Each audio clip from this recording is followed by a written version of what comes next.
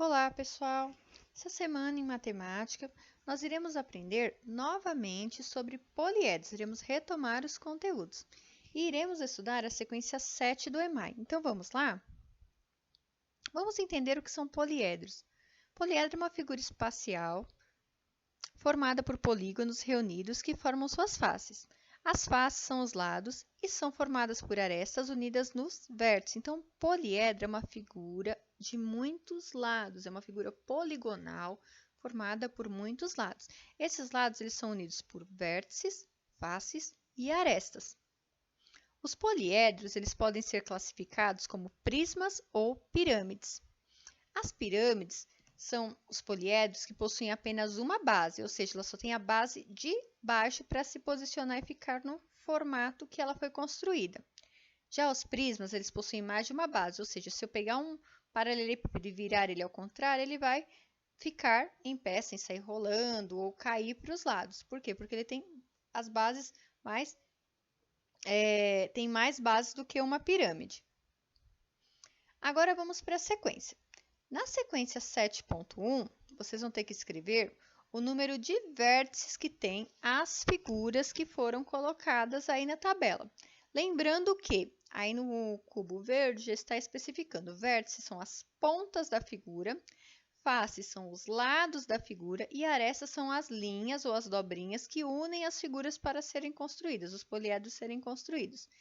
Então, no exercício 1 da 7.1, o que vocês vão ter que fazer?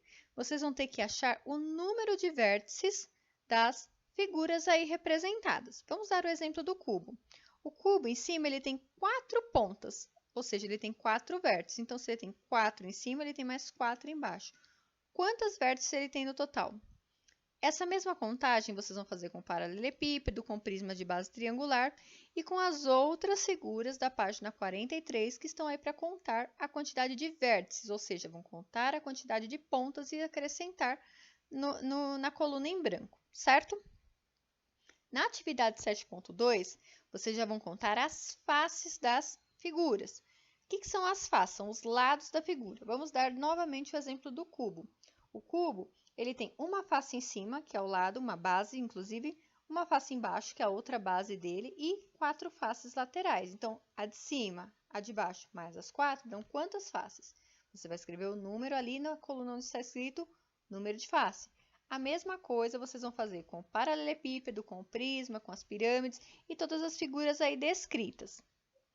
Já na sequência 7.3, o que vocês irão fazer? Vocês vão calcular o número de arestas, ou seja, as linhas que formam a figura, e vai dar um pouquinho mais de trabalho. Por exemplo, o cubo. Em cima, a gente pode ver que são traçadas 4 linhas para construir a base dele superior. Então, são 4 também linhas embaixo e mais 2 linhas laterais. Então, quanto que vai dar isso? Aí, vocês vão contar, tá? E vão estar colocando para a gente aí o número de arestas, certo? De todas as figuras. Então, arestas são as linhas. E na 7.4, vocês vão unir as informações das sequências anteriores, tanto da 7.1, 7.2 e 7.3. Vão colocar o número de vértices, o número de faces e o número de arestas de cada uma das figuras, tá? Então, é só coletar nas antigas atividades e preencher a sequência 7.4. Na 7.5, como eu havia dito para vocês no início desse vídeo, os poliedros podem ser classificados como prismas e como pirâmides. Então, o exercício fala o seguinte: Eduardo tem um conjunto de planificações. O que são planificações? São os poliedros desmontados. Analise e pinte da mesma cor aquelas que, depois de montadas, irão formar o mesmo tipo de poliedro. Então, vocês vão pintar da mesma cor as figuras que vão formar pirâmides e vão pintar da mesma cor as figuras que formarão prismas. Lembrando, pirâmides são figuras poliédricas de só uma base. Prismas são figuras poliédricas de mais de uma base, certo?